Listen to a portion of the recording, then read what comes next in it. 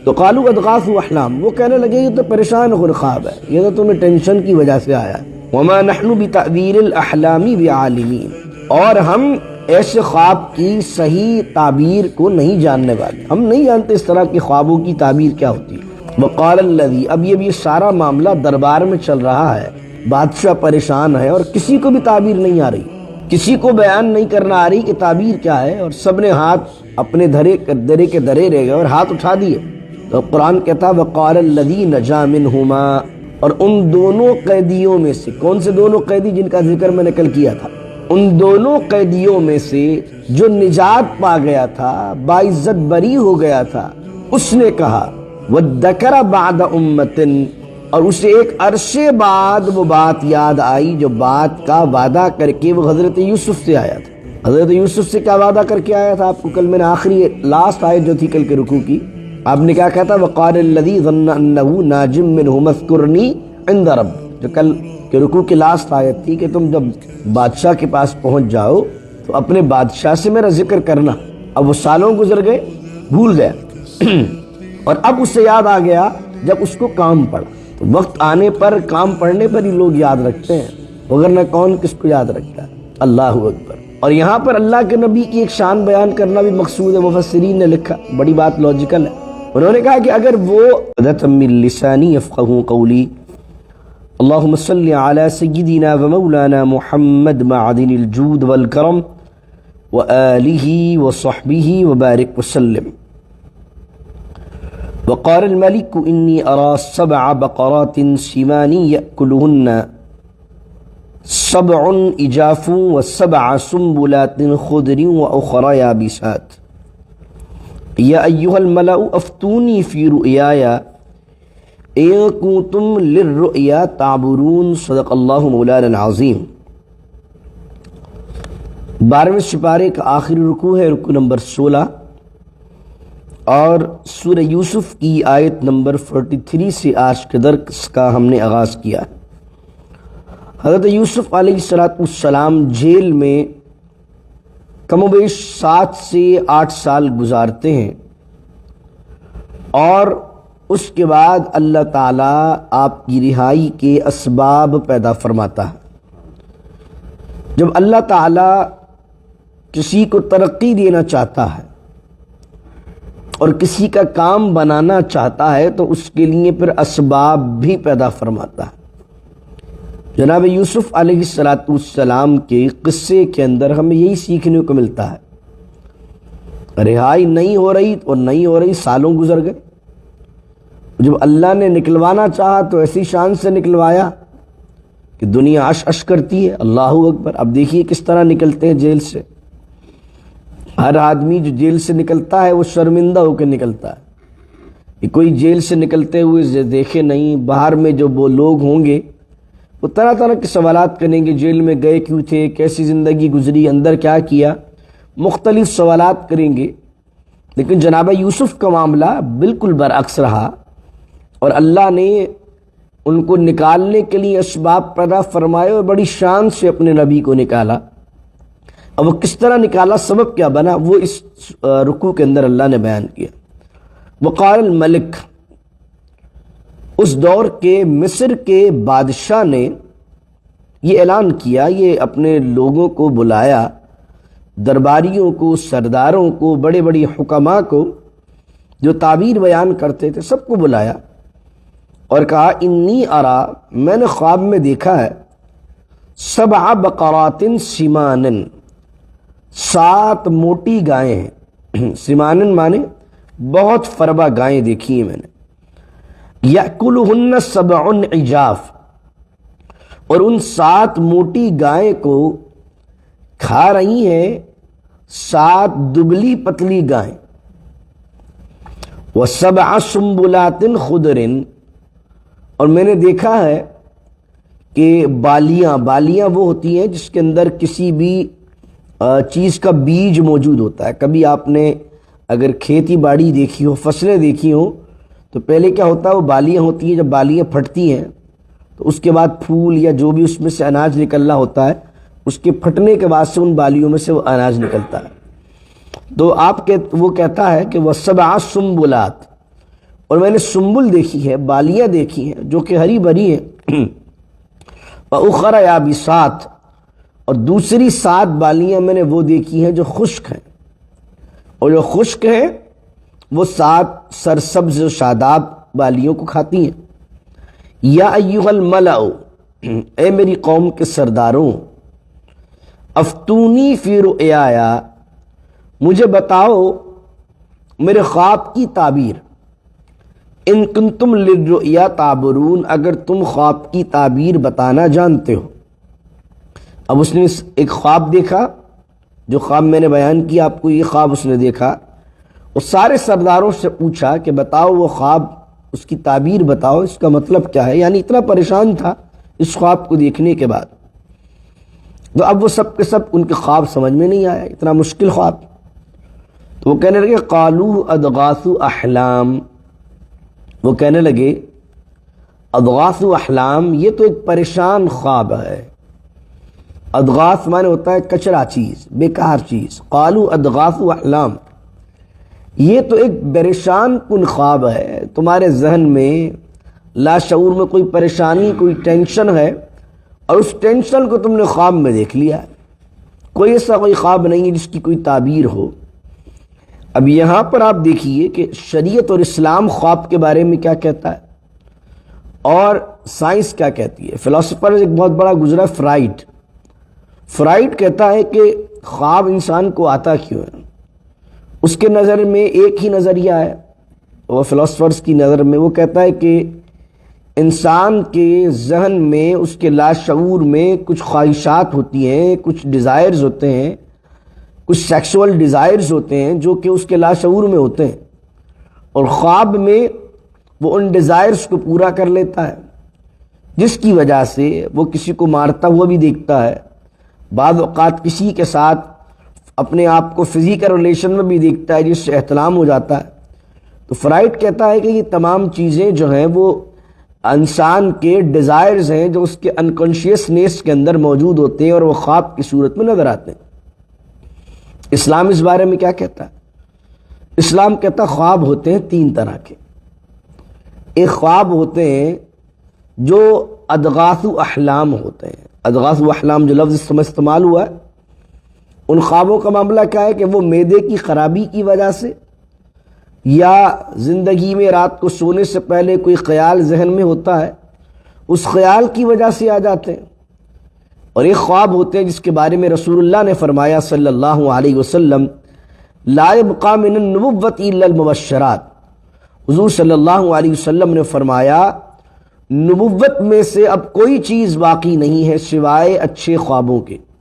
تو بعض اوقات اللہ رب العزت خوابوں کے ذریعے سے انسان کو کچھ اشارات عطا فرماتا ہے، کچھ الہامات عطا فرماتا ہے۔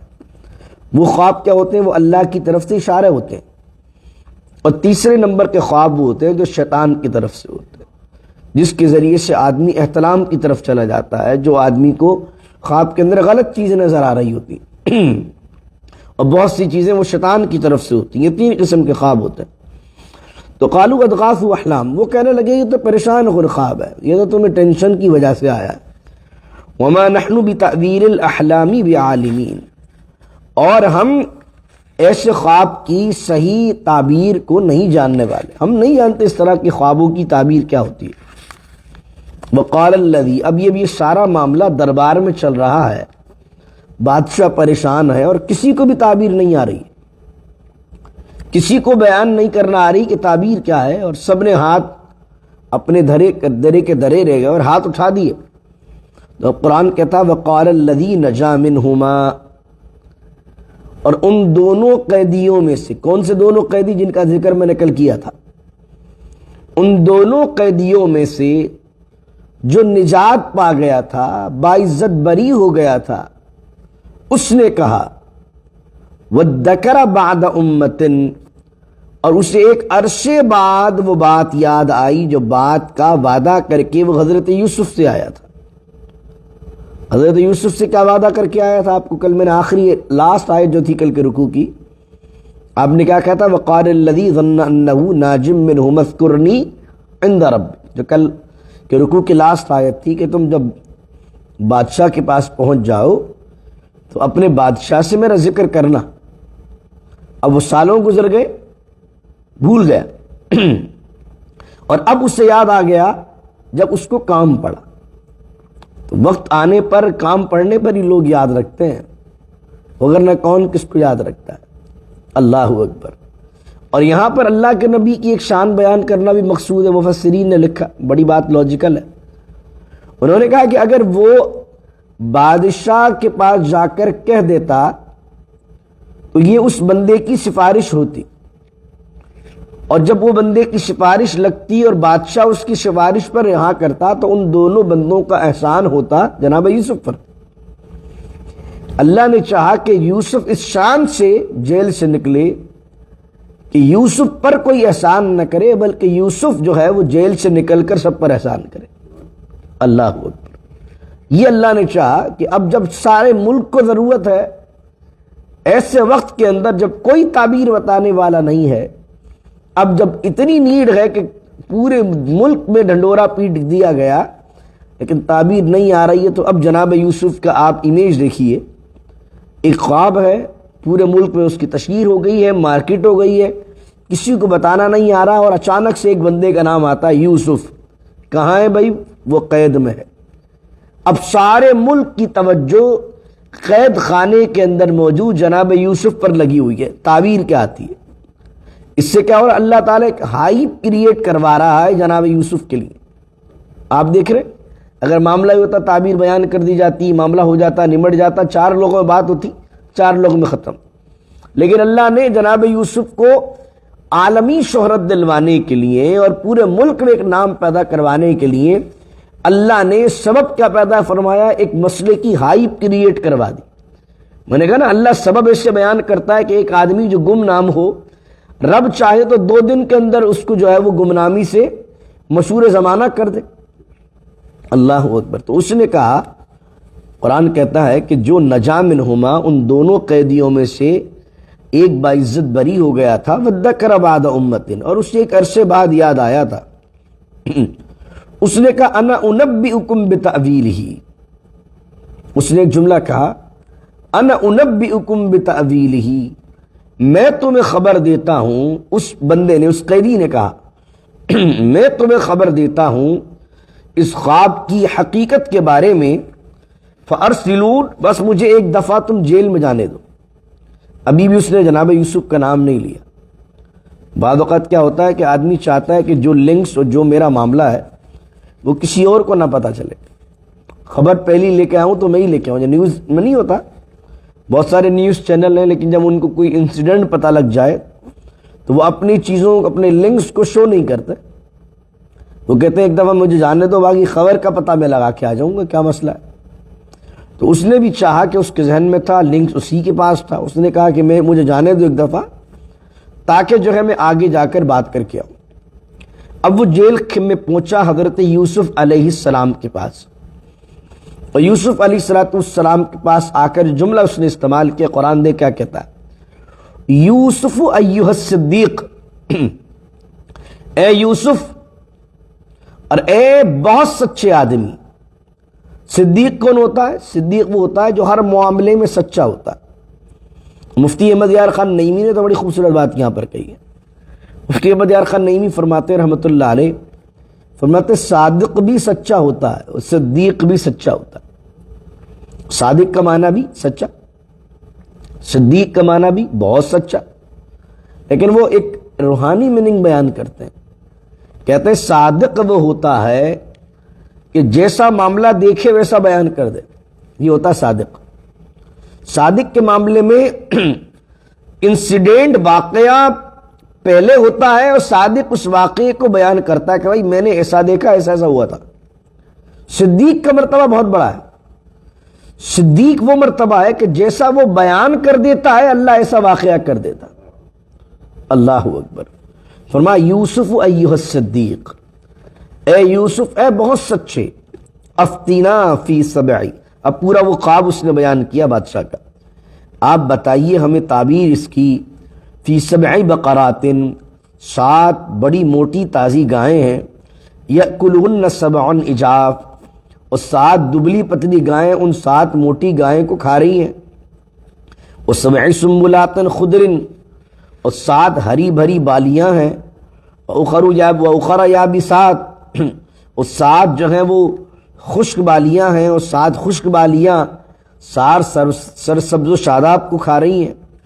آپ مجھے اس کی تعبیر بتائیے، افتنا لعلی ارجع الی الناس، تاکہ میں آپ سے تعبیر سن کر لوگوں کی طرف جاؤں اور ان کو تعبیر بتاؤں، لعلہم یعلمون، تاکہ وہ اس معاملے کو جان سکیں، یا تاکہ وہ آپ کی قدر و منزلت کو جان سکے کہ جس کا سارے زمانے کے پاس حل نہیں، جس مسئلے کا، اس مسئلے کا حل آپ کے پاس۔ اب حضرت یوسف کی شان کو دیکھیے قرآن کس طرح بیان کرتا۔ حضرت یوسف ہماری طرح نہیں ہے نا، حضرت یوسف پیغمبر ہیں۔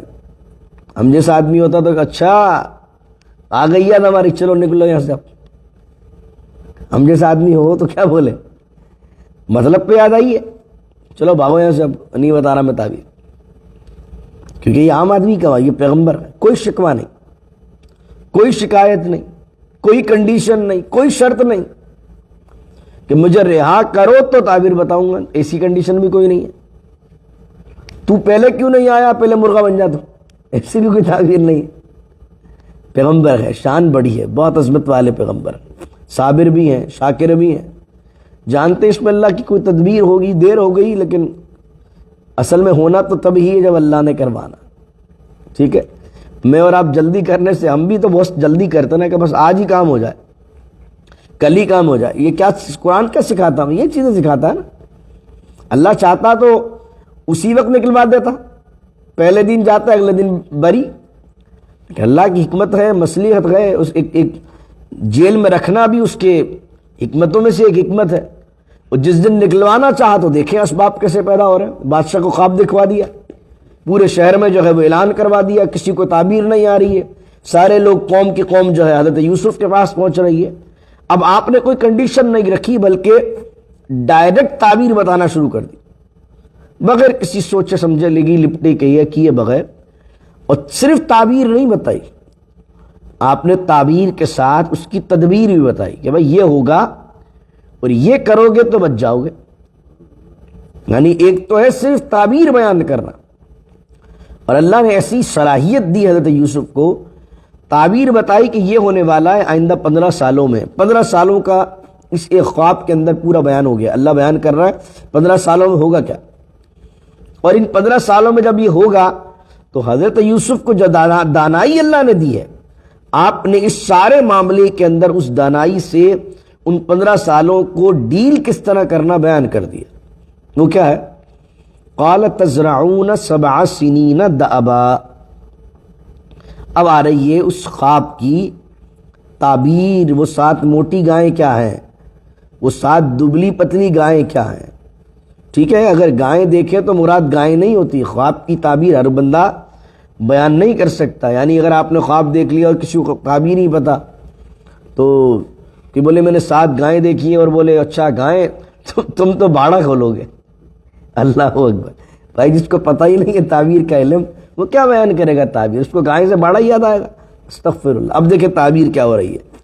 قال تزرعون 7 سنین دأبا، اور تم زراعت کرو گے، کافی فصلیں اگاؤ گے، 7 سنین، 7 گائیں تھی نا، 7 سالوں تک، دأبا، دأبا کا معنی متواتر، دب کر کام کرو گے، دب کر تم جو ہے یہ تمام چیزیں متواتر، بہت سارا غلہ اکٹھا کرو گے 7 سالوں تک۔ اب 7 سال تو بہت خوشحالی کے ہوں گے۔ موٹی گائیں سے مراد کیا ہے؟ 7 سال ایسی خوشحالی کے کہ فصلیں اور بارشیں اور تمام چیزیں ہو رہی ہوں گی، اور بہترین غلہ تمہیں اناج کی صورت میں مل رہا ہوگا۔ اب تم کرنا کیا اس کا؟ 7 سال جب یہ اس طرح کے ہوں گے، کرنا تم یہ کہ فما حصدتم فذروه فی سنبلہ الا قلیلا مما تأکلون، کہ جب تم فصل کو کاٹو، جب تم وہ فصل کاٹو، فذروه فی سنبلہ الا قلیلا مما تأکلون، تو اس بالی کے اندر ہی چھوڑ دینا غلے کو، الا قلیلا مما تأکلون، سوائے تھوڑا سا نکالنا اس میں سے جو تمہیں کھانے پینے کی ضرورت ہو۔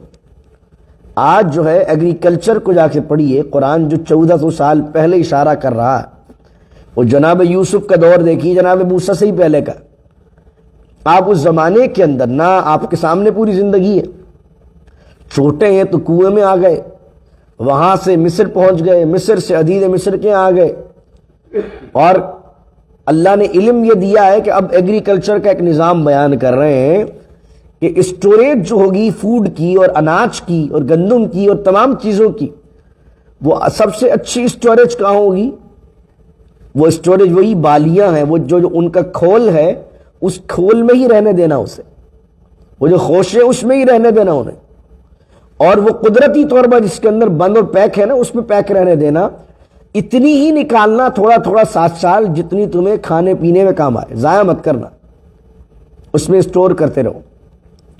میں فرمایا ثم یأتی من بعد ذلک، پھر جب وہ 7 سال گزر جائیں گے، ثم یأتی من بعد ذلک 7 شداد، 7 کا معنی 7 سال، پھر آئیں گے اس کے بعد 7 سخت سال، بارش نہیں ہو رہی ہے، فصل کوئی نہیں ہے، غلہ ختم ہو گیا، 7 سال تک بارش نہیں، 7 سال تک فصلیں نہیں اگیں گی، 7 سال تک تم کاشتکاری نہیں کر سکو گے۔ اب وہ کیا ہے؟ 7 دبلی پتلی جو گائیں ہیں وہ یہ 7 سال ہے۔ فرمایا کہ یأکلن ما قدمتم لہن، اور وہ 7 سال جس میں خوش سالی ہوگی، جس میں کچھ نہیں اگے گا، وہ 7 سال کھا جائیں گے ان 7 سالوں کے اسٹوریج کو جو تم نے پہلے جمع کیا ہوگا، ما قدمتم لہن، جو تم نے ان اگلے 7 سالوں کے لیے جو پچھلے 7 سالوں میں جمع کیا تھا، وہ تمام کا تمام کیا ہوگا؟ وہ تم کھا لو گے 7 سالوں میں، الا قلیلا مما تحصنون، مگر تھوڑا پھر بھی بچ جائے گا جس کو تم حفاظت میں رکھا ہوگا تم نے۔ اب یہ پوری اسٹریٹجی بیان ہو رہی ہے کہ ان 14 سالوں کو ڈیل کیسے کرنا، اور اب بیان کیا جا رہا ہے کہ اگر تم اس طرح چلو گے تو نہ صرف تمہارے وہ خشک سالی کے 7 سال گزریں گے، بلکہ تھوڑا پھر بھی بچے گا۔ اور جب ایسی حالت میں تھوڑا بچ جائے تو آدمی کیا کرتا ہے؟ اس کو سیل کرتا ہے دوسری جگہ پر کہ بھائی ہمارے پاس جتنا ہماری عوام کو ضرورت تھی اتنا تو ہمارے پاس گندم اناج ہے، باقی اب جن علاقوں میں نہیں ہے وہ ہم سے پرچیز کرے۔ اور حضرت یوسف علیہ السلام نے پھر غلے کو بانٹا، جب غلے کو بانٹنے کی باری آئی تو اسی وجہ سے تو آگے چل کر آپ 13ویں پارے میں پڑھیں گے کہ جناب یوسف کے بھائی پھر غلے کی تلاش کے اندر، اناج کی تلاش کے اندر آپ کی طرف پہنچے، تو آپ نے بیان کیا، فرمایا پھر ثم یأتی من بعد ذلک عام، اس کے بعد آئے گا ایک ایسا سال، فیہ یغاث الناس، کہ برسیں گی لوگوں پر بارشیں، وفیہ یعصرون، اور اس میں لوگ نچوڑیں گے، رس کو نچوڑیں گے، یعنی وہ جو 15واں سال ہوگا پھر کثرت سے بارش ہوگی، اناج آئے گا اور بہت ساری چیزیں اللہ تعالیٰ اگائے گا، پھل فروٹ ہوں گے، اور لوگ اتنا پھل فروٹ ہوں گے کہ لوگ اس کو نچوڑ کر اس کا رس نچوڑیں گے۔ اللہ اکبر۔ اب یہ پوری تعبیر آپ نے بیان کر دی، یہ تعبیر ہے، یہ تدبیر ہے۔ اب یہ بندہ، اب قرآن، میں نے آپ کو کہا نا قرآن اسٹوریکل بک اس طرح نہیں ہے کہ پوری اسٹوری سنائے کہ وہ خادم جیل سے نکلا، 2 بندے اس کے ساتھ تھے، پھر گیا بادشاہ کے پاس، بادشاہ سے کہا، وہ ساری چیزیں ہدف ڈائریکٹ قرآن اب اگلی بات کرتا ہے کہ اس میں ساری باتیں آ گئی کہ اب بندے نے ادھر تعبیر سنی، دربار پہنچا، دربار نے بادشاہ کو ساری بات بتائی، بادشاہ نے جب یہ تعبیر سنی تو بہت انسپائر ہوا، اور اس نے کہا وقال الملک ائتونی بہ، ملک مانے بادشاہ، اور بادشاہ نے کہا ائتونی بہ، بندے کو لے کے آؤ۔ بھائی بندہ کون ہے؟ اب کیا ہو رہا ہے؟ یوسف کنڈیشن نہیں رکھ رہے کہ مجھے نکالو تو بتاؤں گا، تعبیر بتا دی، تدبیر بتا دی۔ حضرت یوسف علیہ السلام کے بارے میں بادشاہ نے کہا ائتونی بہ، بندے کو لے کے آؤ۔ فلما جاءہ الرسول، اب جب آیا رسول، یا رسول سے مراد اللہ کا رسول نہیں ہے، رسول مانے کیا ہوتا ہے؟ جس کو بھیجا جاتا ہے، پیغام دے کر جس کو بھیجا جائے اس کو بھی رسول کہتے ہیں۔ یہاں کون ہے؟ بادشاہ کا رسول، یعنی بادشاہ نے جس کو پیغام دے کر بھیجا کہ بھائی حضرت یوسف کو لے کے آؤ۔ تو فلما جاءہ الرسول، تو تو آیا حضرت یوسف علیہ السلام کے پاس بادشاہ کا پیغام لے کر، وہ رسول یعنی کہ وہ پیغام لانے والا۔ قال، تو حضرت یوسف نے کیا کہ اب دیکھیے حضرت یوسف کی شان غنی اور بے فکری کا عالم دیکھیے، مستغنی ہونے کا عالم دیکھیے۔ ارجع الی ربک، واپس جاؤ اپنے بادشاہ کے پاس، فاسألہ، اور اس سے سوال کرو، ما بال النسوۃ اللاتی قطعن ایدیہن، ان عورتوں کا کیا بنا جن عورتوں نے اپنے ہاتھوں کو کاٹا تھا، اس مسئلے کا پہلے حل کرو۔ ان ربی بکیدہن علیم، و بے شک میرا رب جانتا ہے کہ ان عورتوں کی چال اور ان عورتوں کا جو فریب تھا وہ بہت بڑا تھا، اور اس کو میرا رب جانتا ہے۔ اب حضرت یوسف علیہ السلام کیا چاہ رہے کہ میں جیل سے اس وقت تک نہیں نکلوں گا جب تک جو مجھ پر الزام لگا تھا وہ کلیئر نہ ہو، میرے کریکٹر پر جو الزام لگایا تھا پہلے وہ کلیئر کرو تب نکلوں گا باہر۔ اب یہ دیکھیں، یہ ہے حضرت یوسف کی شان، دیکھیے اللہ، آدمی 7-8 سال جیل میں ہو اور جو ہے وہ باہر نکلنے کا بادشاہ اس کو کہہ رہا ہو، لیکن وہ کہ نہیں نہ آنا، میرے کریکٹر پر جو الزام لگا تھا پہلے اسے کلیئر کرو۔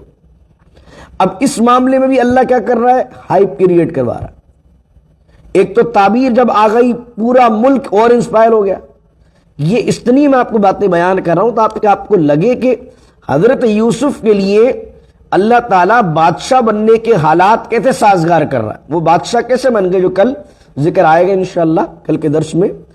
اب یہ سارا معاملہ جب ہو گیا تو حضرت یوسف نے یہ کنڈیشن رکھ دی کہ پہلے ان عورتوں کو بلاؤ اور ان عورتوں سے پوچھو جنہوں نے اپنے ہاتھ کاٹے تھے کہ کون غلط تھا، تاکہ میں اس الزام سے بری ہوں اور کل کوئی مجھ سے سوال نہ کرے۔ کیونکہ دیکھیے نا، جب کسی کے کریکٹر پر الزام لگتا ہے وہ کس کس کو صفائی دے گا؟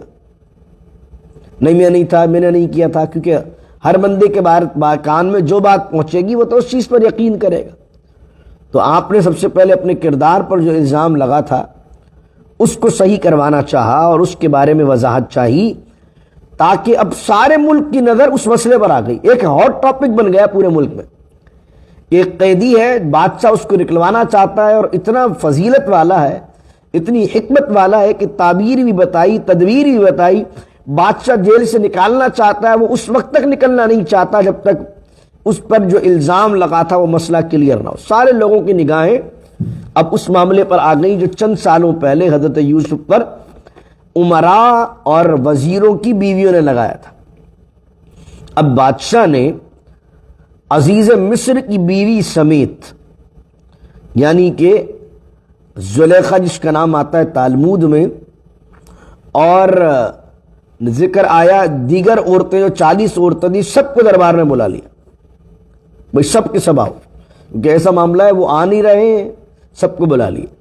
اب قرآن یہاں پر حضرت یوسف کی یہ شان بیان کرتا ہے، تالمود میں اور توریت میں آپ کو یہ بات نہیں ملے گی۔ توریت میں یہ بات ملے گی کہ جناب یوسف کو جب بادشاہ نے بلایا، آپ نہائے اور نہانے کے بعد آپ نے غسل وغیرہ کیا، اس کے بعد نئے کپڑے پہنے اور سیدھے بادشاہ کے دربار میں چلے گئے۔ ٹھیک ہے، تالمود جو یہودیوں کی کتاب ہے اس میں واقعہ کس طرح لکھا ہوا ہے؟ اس میں لکھا ہوا ہے کہ آپ جو ہے وہ آپ جب پیغام پہنچا بادشاہ بلا رہا ہے، آپ نہائے دھوئے، اچھے کپڑے پہنے اور آپ بادشاہ کے دربار میں گئے، تو جو کم سطح کا آدمی ہوتا تھا، بادشاہ کے جو تخت تھا اس کی 6 سیڑھیاں تھیں، تو جو کم سطح کا آدمی تھا وہ 3 سیڑھیوں کے نیچے کھڑا رہتا تھا اور بادشاہ 3 سیڑھیاں خود نیچے اتر کے آ کے بات کرتا تھا۔ تو حضرت یوسف 3 سیڑھیوں نیچے ہی کھڑے رہے اور وہ بادشاہ 3 سیڑھیاں نیچے اتر کے آ کے حضرت یوسف سے بات کر رہا تھا۔ مجھے بتائیے تالمود کے اندر یہاں یوسف علیہ السلام کی شان بیان ہو رہی ہے یا بادشاہ کی شان بیان کر کے وہاں پر حضرت یوسف کو ڈی گریڈ کیا جا رہا؟ یہاں پر جو شان بیان کر رہا قرآن نے، یہ توریت میں بھی نہیں ملے گی آپ کو، تالمود میں بھی نہیں ملے گی۔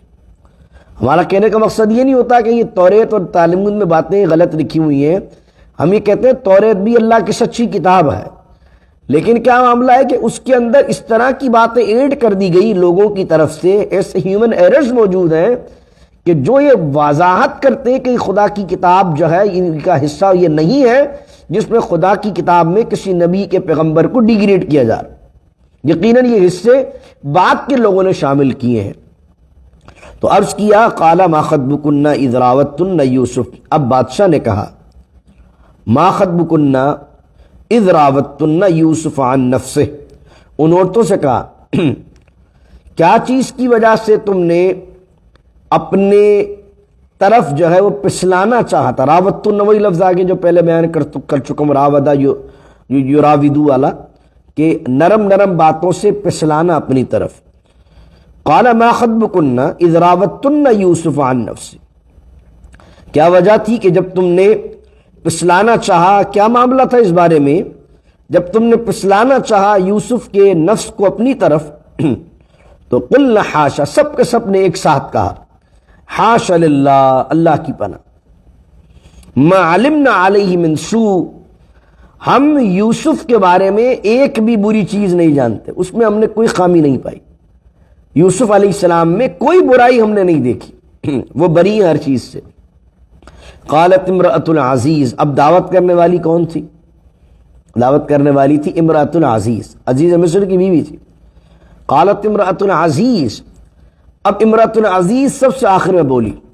اور حضرت یوسف کا کمال دیکھیے، مفسرین نے یہاں لکھا حضرت یوسف نے عزیز مصر کی بیوی کے نام کو مینشن نہیں کیا، آپ نے جنرلی کہا کہ ان عورتوں کو بلا لو، تاکہ آپ نے کسی کی گھر کی بچی بیٹی کا نام نہیں لیا۔ مفسرین نے یہ بات بھی لکھی ہے کہ یہ بھی ایک حیا کا درجہ ہوتا ہے کہ جرنلی بات کہہ دی جائے، کسی ایک کے گھر کو پرٹیکولر نومینیٹ نہ کیا جائے۔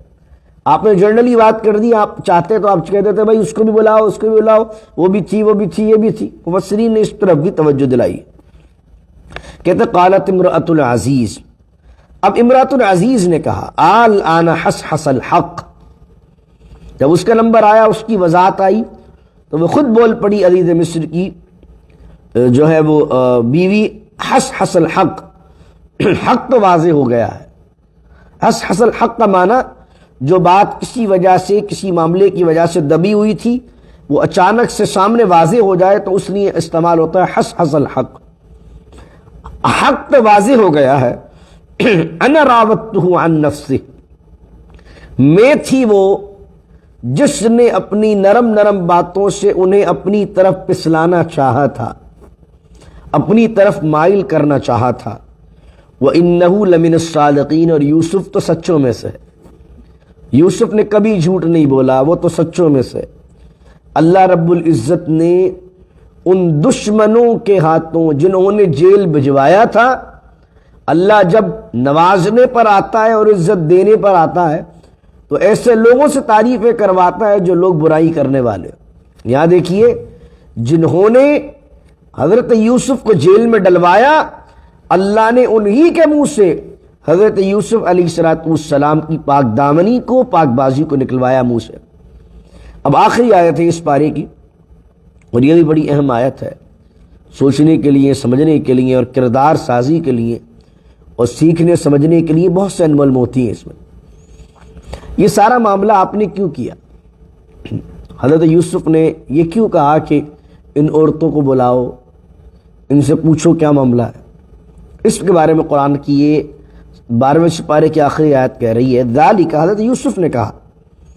زیادہ تر مفسرین کا قول یہ کہ حضرت یوسف کا جملہ ہے ذالک، یہ اس وجہ سے میں نے کیا ہے یہ سارا معاملہ، لیعلم انی لم اخنہ بالغیب، تاکہ وہ عزیز مصر جس نے مجھے مصر کے بازار سے خریدا تھا، اپنے گھر میں بڑی محبت سے رکھا، سالوں تک مجھے پالا، مجھے پیار دیا، محبت دی، تاکہ وہ جان لے عزیز مصر کہ انی لم اخنہ بالغیب، میں نے اس کی غیر موجودگی میں اس کے ساتھ خیانت نہیں کی۔ اگر کسی نے میرے ساتھ بھلائی کی ہے میں نے اسے چوٹ نہیں پہنچائی۔ کتنی بڑی بات ہے، ایک لمحے کو سوچیے آپ کہ آدمی کے ساتھ اگر کوئی شخص بھلائی کرے تو کم از کم آدمی اس کو تو چھوڑ دے یار۔ اگر کسی کے ساتھ تعلق ہے، دوستی ہے، ناتا ہے، پیار و محبت کا سلسلہ زندگی کے اندر کسی موقع پر کوئی کام آیا ہو، آدمی اگر اس کو بھی کھا جائے، آدمی اگر اس کے ساتھ بھی چیٹ کر دے تو اس کا کیا کردار ہے، اس کا کیا کیریکٹر ہے؟ اور آدمی اگر کسی کے ساتھ اس کے فیملی کے اندر ایسے غلط معاملات تعلقات قائم کر لے اس کی غیر موجودگی، مجھے بتائیے اللہ کے غضب کا کیسا سزاوار ہوگا وہ شخص۔ اللہ ہم سب کو اپنی پناہ میں رکھے۔ حضرت یوسف کیا کہہ رہے ہیں، ذالک لیعلم انی لم اخنہ بالغیب، یہ سارا معاملہ میں نے اس لیے کیا کہ عزیز مصر یہ جان لے، کیونکہ عزیز مصر کے ذہن میں یہ بات ہے، پیغمبر ہے نا، عزیز مصر کے ذہن میں بار بار ایک فطرت انسانی کے تحت یہ بات تو آتی ہوگی کہ یار اس بندے کو میں نے خریدا، اپنے محل کے اندر اس کو ہر اختیار دیا، اس کو غلام کی طرح نہیں رکھا، بیٹے کی طرح سمجھا، اور میرے گھر میں کیا کیا انہوں نے، استغفر اللہ۔ حالانکہ اس کے سامنے ساری بات واضح ہو گئی تھی، لیکن عورت جو ہوتی ہے، عورت جو پٹی پڑھاتی ہے آدمی کو، آدمی وہی بولی بولتا، روزانہ بار بار جو ہے عورت ایک بات بول رہی ہے، تو کبھی اس کے دل میں خیال گزر گیا وہ عزیز مصر کے، تو حضرت یوسف کہہ رہے ہیں کہ ذالک لیعلم انی لم اخنہ بالغیب، میں نے اس لیے کیا ہے تاکہ عزیز مصر جان لے میں نے اس کی غیر موجودگی میں اس کے ساتھ خیانت نہیں کی ہے۔ اس کا ریزن کیا ہے، وَأَنَّ اللَّهَ لَا يَهْدِي قَيْدَ الْخَائِنِينَ، کہ بے شک اللہ تعالی ہدایت نہیں کرتا ہے خیانت کرنے والوں کی چالوں کو۔ جو خیانت کرتے ہیں، لوگوں کے ساتھ چیٹنگ کرتے ہیں، چیٹ کرتے ہیں، اللہ انہیں ہدایت نہیں دیتا۔ آپ نمازیں پڑھتے رہیے، آپ روزے رکھتے رہیے، آپ سب کچھ کرتے رہیے، لیکن اگر آپ لوگوں کے ساتھ چیٹنگ کرتے ہیں، اللہ ہدایت نہیں دے گا آپ کو، ہدایت آپ سے چھین لی جائے گی۔ اگر آپ چاہتے ہیں آپ کو ہدایت ملے، روحانیت ملے، تو اس کے لیے سب سے پہلے چیز آپ کو کیا کرنی ہے، لوگوں کے ساتھ چیٹنگ نہ کیجیے، چیٹ کرنا چھوڑ دیجیے۔ اگلی آیت ہے، اس پر درس ختم کرتا ہوں تاکہ اس کا ربط بھی اس پورے واقعے کے ساتھ ہے، اس حصے کے ساتھ ہے، اور یہ آیت ہے 13ویں سپارے کی پہلی آیت۔ الحمدللہ اب ہم 13واں سپارہ آج شروع کر رہے ہیں، پہلی آیت پڑھ رہے ہیں۔ وما ابرئ نفسی، یہ تو وما ابرئ تو سب کو یاد ہی ہوگا کہ 13ویں پارے کا نام ہے، وما ابرئ نفسی۔ اب حضرت یوسف نے جب یہ کہا کہ میں نے اس لیے کیا، میں نے یہ چاہا، تو آپ کے ذہن کے اندر یہ بات مفسرین نے کہا آئی ہوگی کہ اس میں نے اپنی طرف اشارہ کیا، تو آپ نے فوراً برائی سے بچ جانے کا تعلق اللہ سے جوڑ دیا کہ اللہ نے بچایا۔ کہہ رہے وما ابرئ نفسی، میں اپنے نفس کو، اپنے آپ کو بریء ذمہ قرار نہیں دیتا اس معاملے سے۔ ان النفس لامارۃ بالسوء الا ما رحم ربی، آئے ہے سبحان اللہ، کیا آیت ہے۔ بے شک جو نفس ہے نا آدمی کا، یہ تو برائی کا بہت حکم دیتا ہے، الا ما رحم ربی، مگر جس پر میرے رب کا رحم ہو جائے، مگر میرے رب کی رحمت جس پر ہو جائے۔ نفس کی بات کرو تو نفس تو ہر بری چیز کے بارے میں کہتا ہے، کر لے کر لے کر لے کر لے۔ تو اگر میری بات کرتے ہو تو یہ عاجزی دیکھیں جناب یوسف کی، کہتے ہیں جب وہ عورتیں مجھے پسلا رہی تھیں تو اگر نفس کی بات کرو تو نفس تو یہی کہتا ہے کہ کر لے، دنیا کے اندر تجھے شان و شوکت بھی مل رہی ہے، دولت بھی مل رہی ہے، اور حسیناؤں جمیلاؤں کا ساتھ بھی مل رہا ہے۔ ان النفس لامارۃ بالسوء، بے شک نفس جو ہے امارہ، امارہ مانے بہت زیادہ بلانے والا، کس چیز کی طرف؟ امارۃ بالسوء، برائی کی طرف۔ نفس جو ہے وہ برائی کی طرف بلانے والا ہے، مگر الا ما رحم ربی، مگر جس پر میرا رب رحم کر دے۔ ان ربی غفور الرحیم، بے شک میرا رب جو ہے وہ بہت بخشنے والا مہربان ہے۔ اللہ بخشتا ہے، مہربانی کرتا ہے تو آدمی گناہ سے بچتا ہے، باقی نفس کے ہاتھوں تو آدمی تماشا بن کے رہ جاتا ہے۔ نفس کی بھی 2-3 قسم علماء نے کی ہے، ایک نفس لوامہ کہلاتا ہے، ایک نفس امارہ کہلاتا ہے، ایک نفس مطمئنہ کہلاتا ہے۔ یہ آیا ذکر نفس امارہ کا، یعنی آدمی جو ہے وہ اتنی برائیوں کا عادی بن جائے کہ اب اس کا جو انر پارٹ ہے، جو اس کا نفس ہے، وہ اسے اچھائی کا حکم نہ دے، تو اس کے نفس کو کہتے ہیں نفس امارہ۔ اللہ اکبر۔ اور جس کا نفس اتنا پاکیزہ و معطر ہو جائے، جو نبیوں کا نفس ہوتا ہے، جو ولیوں کا نفس ہوتا ہے، کہ ان کو اچھائی پر ابھارتا ہے، نیکی کی طرف اٹریکٹ کرواتا ہے، اور برائی سامنے بھی ہوتی ہے تو بچاتا ہے، اس کو کہتا ہے نفس مطمئنہ، جس کا سورہ فجر میں ذکر ہے، یا ایتھا النفس المطمئنہ ارجعی الی ربک راضیۃ مرضیہ فادخلی فی عبادی وادخلی جنتی۔ اللہ اکبر۔ نفس لوامہ جب آئے گا سورہ قیامہ میں، لا اقسم بیوم القیامہ ولا اقسم بالنفس اللوامہ، انشاءاللہ وہاں ذکر کروں گا میں۔ تو مجھے اور آپ کو دیکھ لیجئے ہمارا نفس کون سا ہے۔ ہم تو نفس امارہ لے کر گھوم رہے ہیں، اور ایسا نفس امارہ کہ برائی سے بچتے بھی نہیں ہیں اور برائی کو برائی سمجھتے بھی نہیں ہیں، استغفر اللہ العظیم۔ اللہ میں نفس مطمئن کے دے عطا کر دے، اور نفس مطمئن جب ہو جاتا ہے آدمی کا تو کیا ہوا، یا ایتھا النفس المطمئنہ، اللہ کیا کہتا ہے اس نفس مطمئنہ سے، اے مطمئن جان، ارجعی الی ربک، پلٹ آ دنیا سے اپنے پروردگار کی طرف اس حالت میں کہ راضیۃ مرضیہ، تو اللہ سے راضی ہے، اللہ تجھ سے راضی ہے، اللہ اکبر، فادخلی فی عبادی، اور میرے خاص بندوں میں ولیوں میں شامل ہو جا، وادخلی جنتی، اور جنت میں میرے کرم سے داخل ہو جا۔ یہ ہے نفس مطمئنہ کی شان، اور یہ ہے نفس امارہ جس کا ذکر ہے، ان النفس لامارۃ بالسوء، نفس امارہ تو برائی کی طرف ہی بلاتا ہے، الا ما رحم ربی، مگر میرے رب کا رحمت جس پر ہے وہی بچتا ہے گناہ سے۔ اللہ تعالی ہمارے نفس کو امارہ بننے سے بچائے۔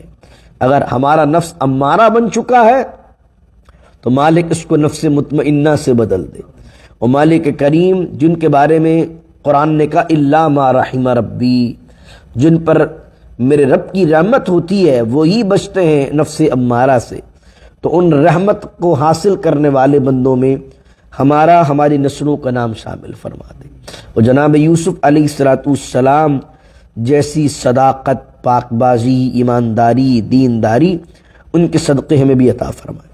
بسم اللہ الرحمن الرحیم، الحمدللہ رب العالمین والصلاة والسلام علی اشرف الانبیاء والمرسلین، ربنا ظلمنا انفسنا وان لم تغفر لنا وترحمنا لنکونن من الخاسرین، ربنا ظلمنا انفسنا وان لم تغفر لنا وترحمنا لنکونن من الخاسرین، حسبی اللہ لا الہ الا ہو علیہ توکلت وہو رب العرش العظیم۔ اللہم انا نسألک علما نافعا ورزقا واسعا وشفاء من کل داء، اللہم انک عفو کریم تحب العفو فاعف عنا یا غفور یا غفور یا غفور۔ ان اللہ وملائکتہ یصلون علی النبی یا ایہا الذین آمنوا صلوا علیہ وسلموا تسلیما، اللہم صلی وسلم وبارک علی سیدنا ومولانا محمد معدن الجود والکرم وآلہ وصحبہ وبارک وسلم۔ سبحان ربک رب العزت عما یصفون وسلام علی المرسلین والحمد للہ رب العالمین، لا الہ الا اللہ محمد رسول اللہ۔